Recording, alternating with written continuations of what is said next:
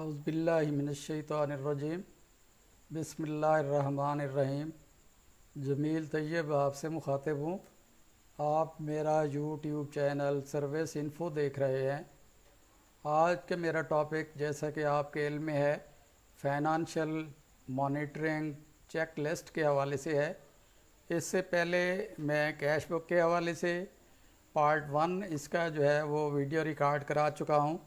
इसी तरीके से इन्वेंट्री मैनेजमेंट के हवाले से आज ये मेरा तीसरा टॉपिक है एक्सपेंडिचर मैनेजमेंट के हवाले से।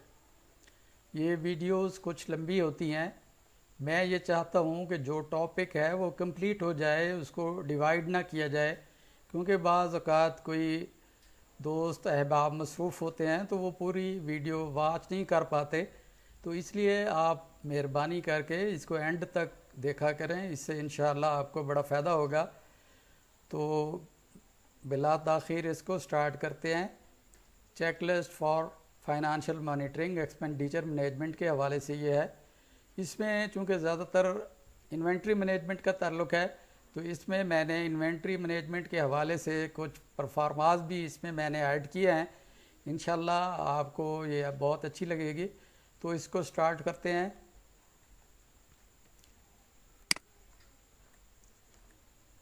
ये पहला इसका है the preparation and uploading of the procurement plan as required by PEPRA rules within a time for all the procurements propose during the financial year. जैसा कि इससे पहले मैं शॉर्ट वीडियो और लॉन्ग वीडियो भी अपलोड कर चुका हूँ, जिसमें मैंने गुजारिश की थी जितनी भी प्रोक्योरमेंट हैं उसको जुलाई के महीने में हर साल आपने अपलोड करना होता है, जिसको एनुअल प्रोक्योरमेंट प्लान कहते हैं। तो ये सबसे पहले जिस वक्त नया साल शुरू होता है, तो नए साल के शुरू होने में आपने एक प्लान एनुअल जो है प्रोक्योरमेंट का वो अपलोड करना होता है पेपरा पे। ये पेपरा की पहली रिक्वायरमेंट है, तो इसको उम्मीद है आपने अपलोड कर लिया होगा या अपलोड होने के करीब होगा, क्योंकि जुलाई का एंड होने जा रहा है। तो आगे चलते हैं। इसके बाद आपने जो भी प्रोक्योरमेंट करनी है, the appropriate budget availability of the concerned head of account में be checked before incurring any expenditure. किसी भी खर्चे को करने से पहले आप देखें कि आपके पास बजट की अवेलेबिलिटी है या नहीं। बजट को आप देखें, जिस हेड में आप एक्सपेंडिचर करने जा रहे हैं उस हेड ऑफ अकाउंट में आपके पास बजट अवेलेबल है या नहीं। तो इसमें हेड ऑफ अकाउंट से मेरी मुराद इसमें पोस्टेज है, टेलीफोन है, स्टेशनरी है, हॉट एंड कोल्ड है, इसी तरीके से पब्लिसिटी एंड एडवर्टाइजमेंट है, कॉस्ट ऑफ अदर स्टोर है, अदर स्टोर है, या repair of machinery and equipment है। जितने भी हेड्स हैं उसमें सबसे पहले आपने देखना है कि आपके पास जिसमें आप एक्सपेंडिचर करना जा रहे हैं उसमें आपके पास बजट की अवेलेबिलिटी है भी या कि नहीं है। अगर नहीं है तो फिर इसको ना करें, अगर अवेलेबल है तो फिर इस पर आप एक्सपेंस कर सकते हैं। हाल बत्ता जो अनअवॉइडेबल एक्सपेंसेस हैं, जैसे बिजली का बिल है, टेलीफोन का बिल है, या और बिल हैं जो आपके अख्तियार में नहीं हैं, अनअवॉइडेबल हैं, तो उनको किया जा सकता है। नेक्स्ट चलते हैं। Expenditure may be made according to the delegation of financial powers notification.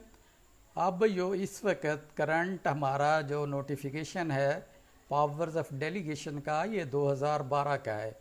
आपने जितने भी एक्सपेंस करने हैं उन एक्सपेंस को आपने देखना है कि फाइनेंशियल पावर्स में आपके पास कितनी पावर्स है, उस पावर्स से आपने एक्सीड नहीं करना। हमारे पास जो इस वक्त 22/9/2012 का जो हमारा पावर्स ऑफ डेलीगेशंस हैं उसमें पार्ट ए में हेड ऑफिस के हवाले से है और पार्ट बी में वो हमारे जितने HOIs हैं उनके हवाले से है। तो इसको आपने सामने रखना है कि आप जिस हेड में एक्सपेंडिचर करने जा रहे हैं, सपोज़ आपने ट्रेनिंग मटेरियल, रॉ मटेरियल या कास्ट ऑफ अदर स्टोर का आपने कोई रॉ मटेरियल परचेज़ करना है, तो उसमें आपने देखना है कि आपकी पावर्स कितनी है। यानी अमाउंट में आपकी पावर्स वहाँ पे मेंशन होंगी। आपकी जितनी पावर्स हैं आप उस पावर्स में रह के परचेज़ कर सकते हैं। हाँ, अलबत्ता अगर आपकी पावर से एक्सीड कर रहा है तो नेक्स्ट जो अथॉरिटी है, जो सैंक्शनिंग अथॉरिटी है, उससे आपने इसकी सैंक्शन लेनी होगी, इसकी अप्रूवल लेनी होगी। आगे चलते हैं। बाज़ चीज़ें ऐसी हैं जिन पर ऑस्टेरिटी लगी हुई होती है। ऑस्टेरिटी से मुराद ये है कि बाज़ चीज़ें ऐसी होती हैं जिनको आप ख़रीद नहीं पा रहे होते। उसकी रीज़न ये है कि कफ़ायत ख्यारी में कुछ चीज़ें ऐसी हैं, जैसे वाहीकल है तो गवर्नमेंट बैन लगा देती है कुछ अरसे के लिए। उसमें ये होता है कि आप ये वाहीकल, आप ये चीज़ या कोई आईटी के हवाले से या कोई नई चीज़, कोई एसी वगैरह या ऐसी चीज़ें आप परचेज़ करना जा रहे हैं तो आप वो चीज़ परचेज़ नहीं कर सकते तावक्त के आपने ऑस्टेरिटी कमेटी से उसकी अप्रूवल ना ली जाए। लेकिन यहाँ पे सारी चीज़ें मुराद नहीं होंगी। ऑस्टेरिटी मेजर्स में B observed during duly issued by the government of the Punjab or clearance may be got from the austerity committee where applicable before making any expenditure। यानी जहाँ पे एप्लीकेबल हो, जहाँ पे अप्लीकेबल ना हो तो फिर ऑस्टेरिटी कमेटी से उसकी क्लियरेंस लेने की ज़रूरत नहीं होगी। जहाँ पे ऑस्टेरिटी लगी होगी उसके लिए आपको ज़रूरी होगा कि आप उसको एक्सपेंडिचर करने से पहले आप ऑस्टेरिटी कमेटी को लिखेंगे थ्रू प्रॉपर चैनल। वो ऑस्टेरिटी कमेटी इसको अपने एजेंडे में रखेगी और उसके बाद इसकी क्लियरेंस देगी, तो तब जाके आप उसको परचेज़ कर सकेंगे, अदरवाइज़ उसको परचेज़ आप नहीं कर सकेंगे। आगे चलते हैं। Expenditure may be incurred after a genuine demand from the concerned office. Concerned office से ये मुराद ये कंसर्न डिपार्टमेंट है, जैसे इलेक्ट्रिकल, मैकेनिकल, सिविल या इसी तरीके से ड्रेस मेकिंग, हैंडीक्राफ्ट्स या कोई सीवीजी, डीवीजी के हवाले से है। तो आपने उसमें देखना है कि ये जेन्युइन डिमांड भी है। जेन्युइन डिमांड से मुराद ये है कि वो करिकुला से मैच भी करता है या नहीं। हमने उसको करिकुलम को भी सामने रखना होगा, उसके मुताबिक हमने एक्सपेंडिचर करना होगा कि ऐसा नहीं है अगर वो जेन्युइन डिमांड नहीं है या वो करिकुला से मैच नहीं कर रही तो हम उसको परचेज़ नहीं करेंगे। आगे चलते हैं। The procurement works ARSR committee में be constituted approved after procurement of goods, works, services. ये जिस वक्त हम कोई चीज़ परचेज़ करना जा रहे होते हैं या वर्क्स के हवाले से होती है या ARSR के हवाले से होती है तो हमने एक कमेटी कंस्टिट्यूट करनी होती है। ये कमेटी, हमारे जो कमेटी का नोटिफिकेशन है उसमें इसकी कंस्टिट्यूशन ऑलरेडी दी हुई होती है। जैसे ARSR कमेटी का है ताल्लुक़ है तो इसमें जो SOP है ARSR का, उसमें कमेटी की कंस्टिट्यूशन ऑलरेडी दी हुई है।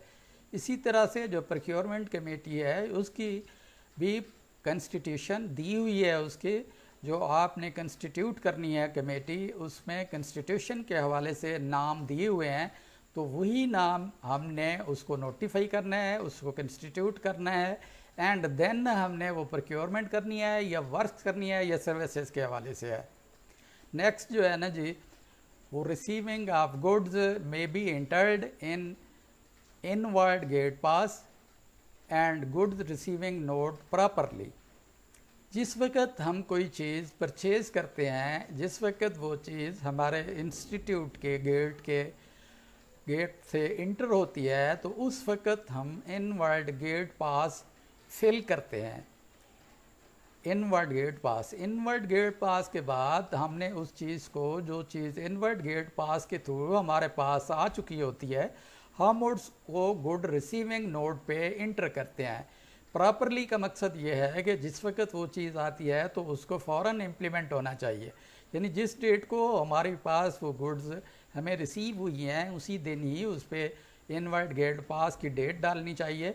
इनवर्ड गेट का पास का मैं आपको आगे चल के फॉर्मेट दिखाता हूँ।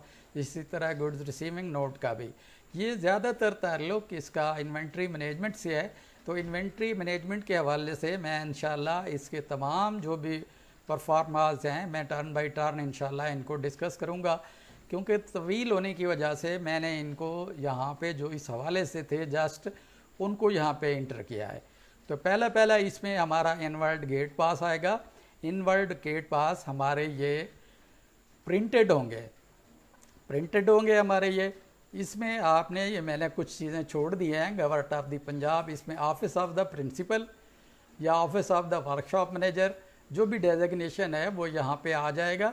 उसके बाद है name of office, college, institute. उसके बाद आपने इसका नाम लिखना है जिस कॉलेज से है, जीसीटी का है या जीटीटीसीज का है या जीटीटीआईज का है। तो इसमें आपने इसको यहाँ पे इंटर करना है। उसके बाद आपने फ़ोन नंबर इंटर करना है। फिर आपने अपना ईमेल आईडी जो आपका ईमेल है वो यहाँ पे आएगा। तो इसमें फर्स्ट टाइम आ जाएगी, डेट आ जाएगी जिस वक्त हमें वो चीज़ हमारे गेट पे रिसीव हुई है, तो वो उसकी डेट आएगी। इसके साथ ही उसका नंबर आएगा इनवर्ड गेट पास का। इनवर्ड गेट पास आप 1 से स्टार्ट करेंगे, इसी तरीके से ये ऑनवर्ड चलते रहेंगे और ये प्रिंटेड होने चाहिए। यानी यहाँ पे जो वर्डिंग है वो सीरियल नंबर वाइज प्रिंटेड होने चाहिए। ये आ गया है फ्रॉम मैसेज, ये आपने कहा किस मैसेज से रिसीव किया है, उसका व्हीकल का कोई रेफरेंस है तो वो क्या है। फिर कैरियर, नेम ऑफ कैरियर क्या है, बिल चलान नंबर क्या है, यहाँ पे लिखेंगे। उसका सीरियल नंबर आ जाएगा, name of description, quantity, unit. ये यूनिट जो है अक्सर लोग इसमें कंफ्यूज हो जाते हैं। ये यूनिट से मुराद ये मेजरमेंट यूनिट है। मेजरमेंट यूनिट से मेरी मुराद ये बाज़ औक़ात वो कोई चीज़ केजी में होती है तो ये यहाँ पे हमारा वेट में होती है, तो इसको यूनिट को केजी में मेंशन करेंगे, ना कि 1 लिखेंगे। यानी अब हमने कोई सरिया परचेज़ किया है या कोई एंगल आयरन परचेज़ किया है तो उसकी क्वांटिटी यहाँ पे आएगी। तो क्वांटिटी हमने सपोज़ उसको 20 केजी है तो यहाँ पे सिर्फ केजी लिखेंगे। आगे नेचर ऑफ पैकिंग है, वो पैकिंग जो है वो कर्टन में है, वो ऐसे ओपनली है या क्या है, उसमें नेम ऑफ पैकिंग आ जाएगा। अच्छा, इसके हमने 4 जो है वो पर्थ बनाने होंगे, 4 पर्थ। उसमें एक होगा येलो, एक होगा ग्रीन, एक होगा वाइट, एक होगा ब्लू। तो इसको अलग अलग से उन्होंने सेग्रीगेशन की हुई है कि येलो ऑर्गेनाइज़र का होगा, ग्रीन जो है वो आपकी प्रोक्योरमेंट का होगा। ये प्रोक्योरमेंट से ये मुराद ग्रीन प्रोक्योरमेंट है, या इस प्रोक्योरमेंट से मुराद ये है कि आपने जिस वक्त पेमेंट करनी है, पेमेंट के साथ आपने हमेशा से ये ग्रीन लगाना है। फिर वाइट है, वो वाइट जो है स्टोर वाला अपने पास रखेगा, और उसके बाद जो ब्लू है वो सप्लायर को दिया जाएगा। ये इस तरीके से इनवर्ट गेट पास है। तो हमारा एक स्टेप इस तरीके से कंप्लीट हो जाएगा।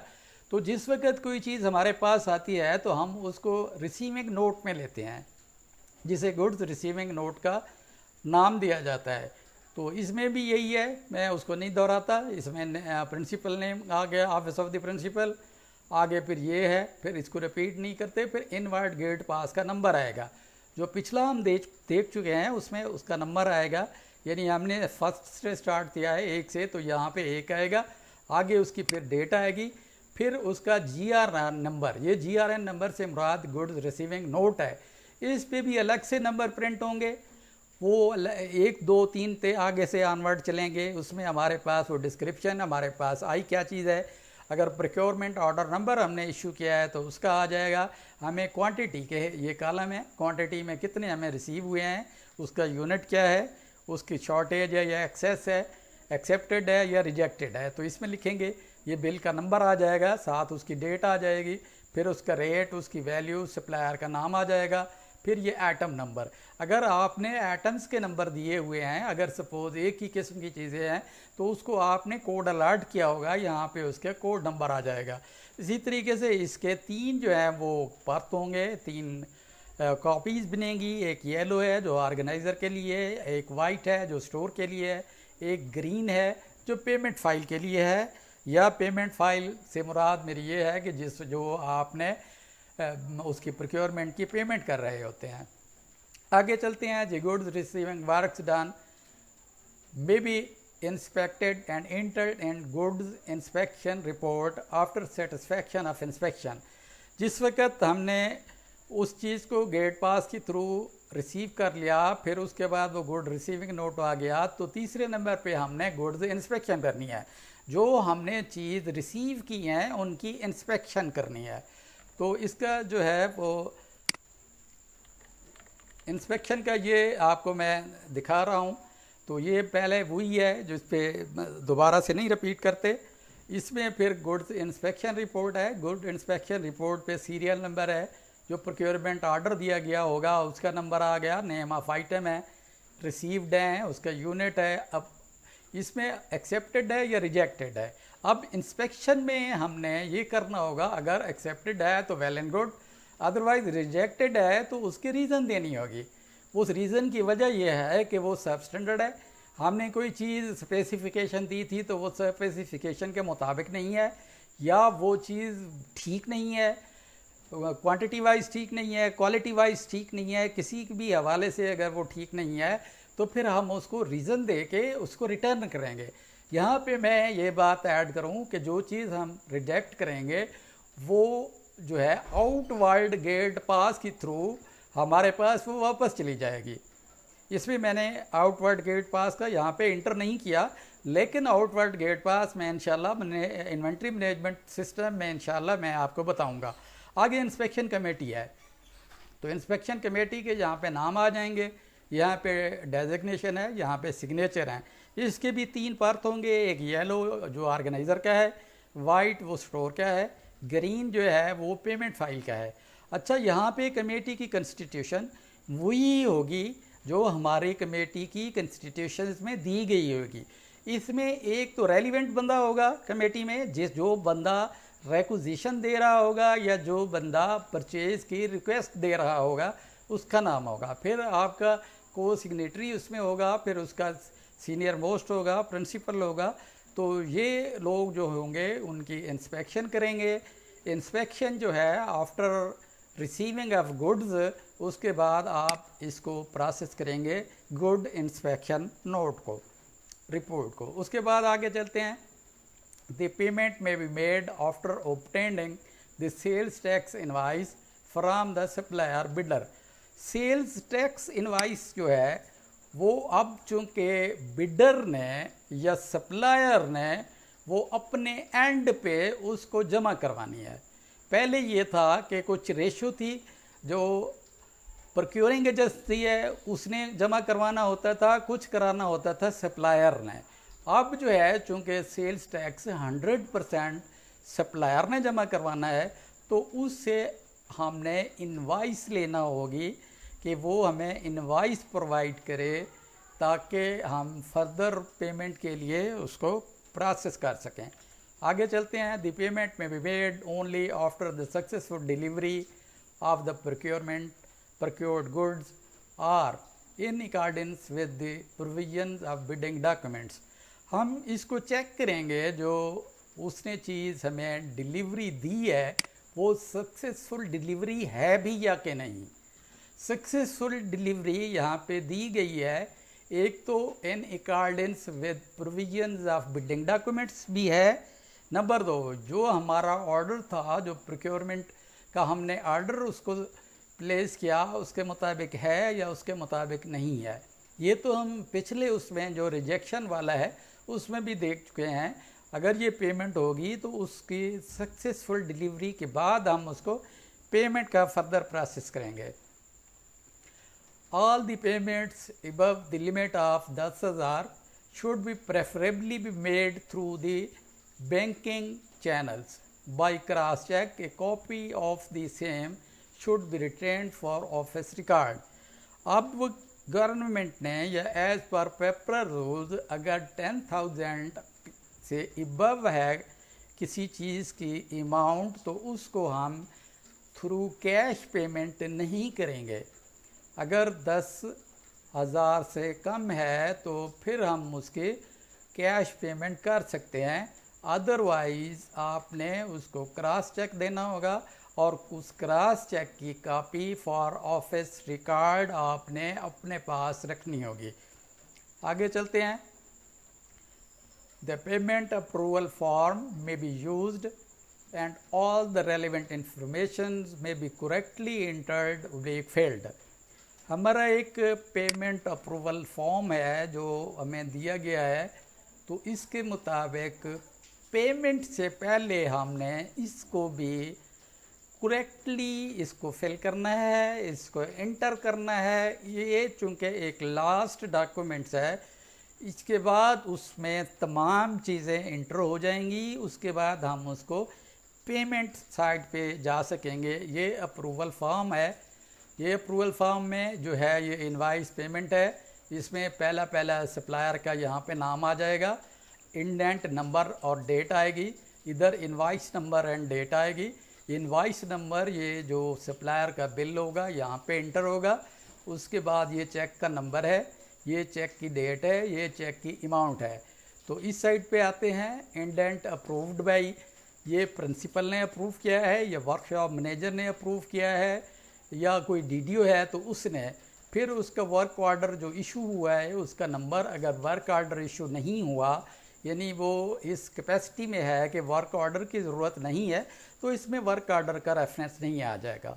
फिर उसकी स्टॉक एंट्रीज़ हैं, यहाँ पे स्टॉक एंट्रीज़ आ जाएंगी। यहाँ पे अकाउंट टाइटल है, सपोज़ हमने कास्ट ऑफ अदर स्टोर में परचेज़ किया है तो उसका यहाँ पे कोड आ जाएगा। यहाँ पे डिटेल आ जाएगी उसकी अकाउंट की, यहाँ पे हेड ऑफ अकाउंट है या अमाउंट है। सपोज अगर उसके इनवॉइस के जो हैं बिल्स जो हैं वो 2-3 हैं, 3-4 हैं, तो यहाँ पे हम उसका एंटर करेंगे। इसके बाद इसको टोटल करेंगे तो यहाँ पे उसकी एक्चुअल कास्ट आ जाएगी। जीएसटी है, ये 17% नहीं है, अब इसके ये रिवाइज हो चुका है, 18% है। उसकी ग्रांट अमाउंट कितनी है, ग्रैंड अमाउंट, फिर इनकम टैक्स क्या है, फिर उसका नेट पेमेंट कितनी है, तो हम उसको नेट पेमेंट करेंगे। सेल्स टैक्स वो खुद काटेगा। तो इसमें हम इसको जो है वो ग्रास करेंगे। तो इसमें जो है मुख्तलिफ टैक्सेस, यहाँ पे हम टैक्सेस इसमें उसका रेफरेंस देंगे। एंड पे हमने जो नेट पेमेंट है उसका रेफरेंस देंगे। यहाँ इन वर्ड्स हम उसको लिखेंगे जिसकी हम उसको पेमेंट कर रहे हैं। आगे फिर है सबमिटेड फॉर सिग्नेचर या अप्रूवल। इसमें जूनियर अकाउंट्स क्लर्क है, जहाँ पे अकाउंट्स ऑफिसर हैं वहाँ पे अकाउंट ऑफिसर आ जाएंगे। यहाँ पे वर्कशॉप मैनेजर लिखा है, जहाँ पे प्रिंसिपल्स हैं ओब्लिक डीडीओ वो आएंगे। उसके बाद को सिग्नेटरी आएगी। इस पे फिर को सिग्नेटरी के एंड पे इसमें थोड़ा सा रह गया है, the taxes may be properly be deducted at the time of making a payment, the taxes may be deposited within prescribed time limit to FBR और पीआरए। अब जो है आपने ये देखना है कि सारा जो प्रोसेस हो गया है उस प्रोसेस में आपने टैक्स उससे सप्लायर से काटना है। टैक्स काटने के बाद उसको 15 दिन के अंदर जमा कराना होता है। अगर वो फेडरल गवर्नमेंट का है, FBR federal board of revenue का है, तो उसको फेडरल बोर्ड ऑफ रेवेन्यू में जमा करवाएंगे। अगर वो पीआरए का है, पीआरए से ये प्रोविंशियल रेवेन्यू अथॉरिटी। अब ये पंजाब का अलग से एक प्रोक्योरमेंट के हवाले से ये आ गया है रेवेन्यू अथॉरिटी। इसमें जो सर्विसेज के हवाले से हैं तो वो पीआरए में जाएंगे। अगर इनकम टैक्स के हवाले से है तो वो एफबीआर में जाएगा। तो ये थोड़ा सा आपने ध्यान रखना होगा कि पीआरए में क्या चीज़ जाएगी और एफबीआर में क्या चीज़ जाएगी।